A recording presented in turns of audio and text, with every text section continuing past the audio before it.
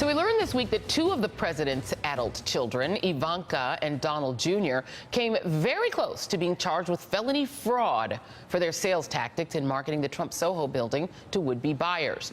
According to an investigation by ProPublica, The New Yorker, and WNYC New York, New York prosecutors were preparing a case against them in 2012, but it was dropped after the Manhattan District Attorney, Cyrus Vance, overruled his staff just after getting a visit from Mark Kasowitz, Donald Trump's attorney, who had donated $25,000 to Vance's campaign. Joining me now is Richard Painter, law professor and the former chief White House ethics lawyer for President George W. Bush. Richard, great to talk to you as usual. I want to read a little bit of the background here on this case, just for our audience to know what we're talking about. So in the spring of 2012, this is the ProPublica piece, Donald Trump's two eldest children, Ivanka Trump and Don Jr., found themselves in a precarious legal position. For 2 years, prosecutors in the Manhattan DA's office had been building a criminal case against them, and this is related to Trump Soho, a condo building, in which case apparently they were sending emails making clear they were aware that they were using inflated figures to try to market the building and lure buyers. And here's one more element. In one of the emails, according to 4 people who've seen it,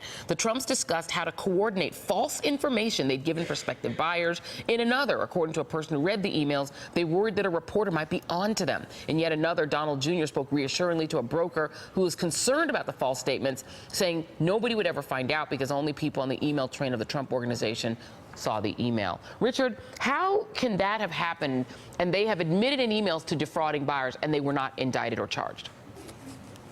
Well, it's very difficult to prove fraud, criminal fraud in real estate transactions. There's a lot of slick dealing in New York real estate. I used to practice law in New York, and still actually am a member of the New York Bar. And unfortunately, there's a lot of slick dealing in New York, and I have to say the Trump family has a reputation for being particularly sharp in their dealings, and they have for decades. Proving criminal intent is very, very difficult in these cases. And so I think that Cy Vance, who is very well respected as a prosecutor, probably made the right judgment call not to proceed. But it's very troubling that we have this level of dishonest dealing by people who are now associated with the President of the United States, and one of them, Ivanka, is now in the White House. And I have to say that this type of dealing would have been a disqualifier for anybody serving in the Bush administration, the Obama administration, or any previous administration. Yeah, and let's talk a little bit about the ethics, too. You mentioned Cy Vance. There's a timeline just that the New Yorker and ProPublica, et cetera, put together in which it goes as follows. In 2010, the office opens an investigation into Ivanka and Don Jr. Then in 2012, Mark Kasowitz, Trump's lawyer, donates $25,000 to Cyrus Vance's re-election campaign, a contribution that was later returned. In 2012, Kasowitz visits with DA Vance. In August of 2012, that was in May, then in August, prosecutors dropped the case. Then in 2013, Kasowitz hosts a fundraiser for Vance and donates $32,000. Now, I should read the statement that Mark Kasowitz put up and that DA Cyrus Vance put up. Let's do Cyrus Vance's statement first. He says, this was a 2-year investigation that never produced sufficient evidence to support a criminal prosecution. During the investigation, the luxury apartment purchasers reversed course and took the position that the sellers had not committed any crime against them. No outside attorney influenced my decision in this matter. And that's a spokesperson for Cyrus Vance. And Mark Kasowitz sent a statement saying, I donated to Cy Vance's campaign because I was and remain extremely impressed by him as a person of impeccable integrity. I've never made a contribution to anyone's campaign, including Cy Vance's, as a quid pro quo for anything. So those statements aside, is there an ethical problem here for Cyrus Vance?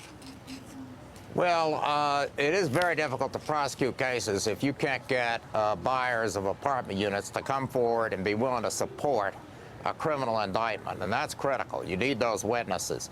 The campaign contribution system, of course, is a mess. We should not be electing prosecutors if they're going to have to take campaign contributions from lawyers. The campaign contribution was returned because that's the policy of the office and most offices, that if the lawyer has a case pending before the prosecutor, the campaign contribution needs to be returned. But Kasowitz, well, he has whatever reputation he has, but he played a game here. He gave a contribution, was returned, and then he comes back with more. He doesn't have a lot of cases constantly in front of the Manhattan DA, so he got a big campaign contribution in afterwards. It certainly looks bad As I say, I think Cy Vance has a very good reputation in New York for making the right calls on these things. And Kasowitz and the Trump family have whatever reputation they've got. I'm not going to comment any further. And I should note also that one of the things that hindered Cyrus Vance's case is that the settlement that the Trump team, the Trump Soho guys came to with the potential buyers, they gave them back their deposits, but they had to sign an agreement essentially not to cooperate with the prosecutor. I want to get your comment on one other aspect of this case. Of course, the Trump Soho, people may remember that name because one of the partners in it is Felix Sater, who is, of course, a figure that we've heard of in the Russiagate investigation. He ran the Bayrock Group, a real estate development firm. He's been convicted of assault. He's pleaded guilty to racketeering, and he's one of Trump's business partners who he pretends he doesn't remember. Your thoughts on that?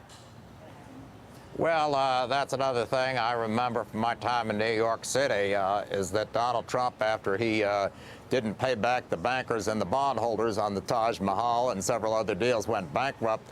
The New York banks wouldn't loan to him. He couldn't find partners in New York. New Yorkers have an annoying habit of they want to be paid back.